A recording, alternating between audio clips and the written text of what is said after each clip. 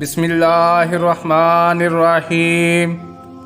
پیارے دوستو، یہ حدیث مبارک بخاری شریف کی روایت ہے۔ رسول اللہ صلی اللہ علیہ وآلہ وسلم کا ارشاد ہے کہ حسد صرف دو باتوں میں جائز ہے۔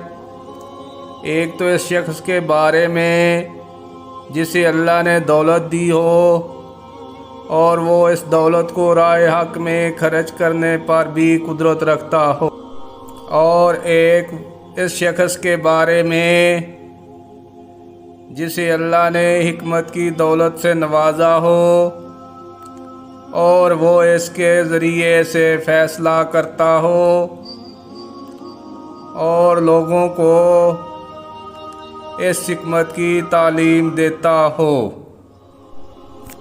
پیارے دوستو، اس طرح کی مزید احادیث کے لیے چینل کو سبسکرائب کر لیں۔ برائے مہربانی ویڈیو کو لائک بھی کریں۔ جزاک اللہ، شکریہ، اللہ حافظ۔